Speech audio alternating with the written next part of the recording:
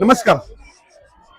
जागतिक महिला दिवसाचं औचित्य साधून भारतीय जनता पार्टी आणि नारी शक्ती संघटना विशालनगर यांनी आज महिलांचा सन्मान करण्यासाठी आज विशालनगर मध्ये कार्यक्रमाचं आयोजन केलेलं. ह्या कार्यक्रमामध्ये वसईच्या आमदार स्नेहादुबे पंडित ह्या देखील आलेल्या आणि त्यांनी महिलांना चांगलं मार्गदर्शन देखील केलेलं आहे. आता आपण मॅडमशीच बोलूया. मॅडम, आज जागतिक महिला दिवस आहे, त्याबद्दल ह्या ठिकाणी कार्यक्रम चालू आहे, तुम्ही काय बोलाल? मी आज जागतिक महिला दिवस आहे. आज या महिला दिवसाच्या निमित्ताने सर्व महिलांना, पुरुषांना महिला दिनाच्या शुभेच्छा देते. नेहमी आपण महिलांना शुभेच्छा देतो, पण पुरुषांनाही द्यायला हव्या, कारण त्यांच्या आयुष्यामध्येही महिलांचं योगदान असतं आणि महिलांमुळेच पुरुषांचं सुद्धा अस्तित्व आहे.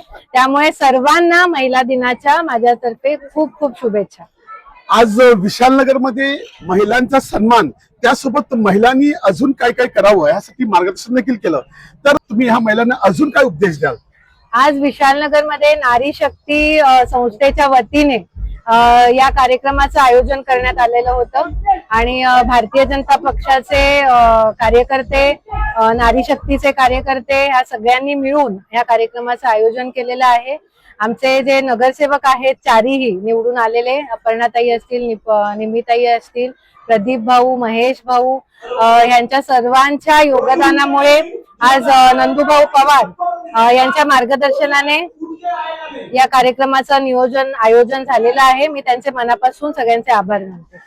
आज महिला ही प्रत्येक क्षेत्रामध्ये आहे, अजून महिलांनी विकास करावा, कारण आज वसईचे आमदार देखील महिला आहे, तुमच्या बाजूला 2 नगरसेविका महिला आहेत.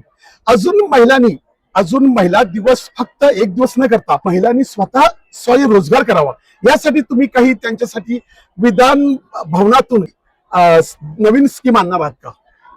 बघा, तुम्ही म्हणालात हा एक दिवस नाही, खरं म्हणजे हा एक दिवस खूप महत्वाचा आहे. कारण आजचा महिला दिवस हा फक्त महिलांच्या गौरवाचा दिवस नाहीये, तर तो महिलांनी स्वतःच्या अधिकारांसाठी, समानतेच्या अधिकारांसाठी, सन्मानाच्या अधिकारासाठी जो जगभर लढा उभारला, त्या लढ्याला रेकग्निशन म्हणून हा आजचा दिवस सेलिब्रेट केला जातो, हे केला जातो. त्यामुळे या दिवसाचं महत्व आहे की ज्या महिला आपल्या आयुष्यात संघर्ष करतायत, ज्या महिला त्यांच्या अधिकारांसाठी लढतायत, त्यांना प्रेरणा देणारा हा दिवस आहे. त्याच्यामुळे मला असं वाटतं की या दिवसाची प्रेरणा घेऊन सर्वच महिलांनी आपल्या अधिकारांसाठी जागृत राहिलं पाहिजे. सन्मानाने जगण्याचा अधिकार हा महिलांना मिळाला पाहिजे. तसाच समानतेचा अधिकार सुद्धा महत्वाचा आहे. ज्या कुठच्या क्षेत्रामध्ये महिला काम करतात त्या सगळीकडे त्यांना समानतेची वागणूक मिळणं, समानतेचा अधिकार मिळणं आणि सन्मानाचा अधिकार मिळणं हा खूप महत्वाचा आहे आणि या अधिकारांसाठीचा हा दिवस आहे. आणि या दिवसासाठी मी म्हणेन किंवा महिलांसाठी राज्य अनेक योजना आखत असतं. आता लाडकी बहीण योजना सुद्धा सन्माननीय मुख्यमंत्र्यांनी घोषणा केली की ती बंद होणार नाहीये, ती चालूच राहणार आणि त्यासाठी भरघोस निधीची सुद्धा तरतूद सन्माननीय मुख्यमंत्र्यांनी केलेली आहे. 13 जिल्ह्यांमध्ये ह्याचे उमेदचे मॉल हे उभे राहणार आहेत आणि सर्वच जिल्ह्यांमध्ये ते होणार आहेत.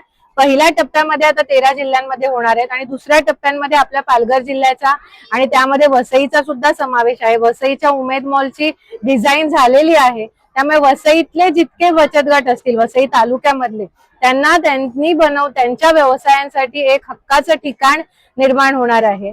तसंच महानगरपालिकेमध्ये सुद्धा महिलांसाठीच्या अनेक योजना आहेत, त्या कशा महिलांपर्यंत पोहोचवता येतील, महाराष्ट्र शासनाच्या योजना कशा महिलांपर्यंत पोहोचवता येईल, याचा सगळा प्रयत्न आम्ही करणार आहोत. आता महिलांच्या आरोग्यासाठी पंतप्रधान आणि महाराष्ट्राचे मुख्यमंत्री यांनी एक कर्करोग महिलांना होऊ नये त्यासाठी वॅक्सिनेशनचं देखील एक मोठी मोहीम चालू केली आहे. त्याबद्दल वसईमध्ये ती वॅक्सिनेशनचं मोहीम इथे देखील चालणार आहे का? नक्कीच. महाराष्ट्र शासन ज्या ज्या योजना राबवेल त्या सगळीकडेच, वसई हा काही केंद्रशासित प्रदेश नाहीये किंवा कोणाचं संस्थान नाहीये. वसई हा आपल्या भारताचा, महाराष्ट्र राज्याचा अविभाज्य घटक आहे आणि ज्या ज्या योजना महाराष्ट्रासाठी लागू होतील त्या सगळ्या योजना वसईसाठी सुद्धा लागू होईल आणि वसईमध्ये त्याची प्रभावी अंमलबजावणी करून घेण्याचं काम हे आम्ही करून घेणार आहोत.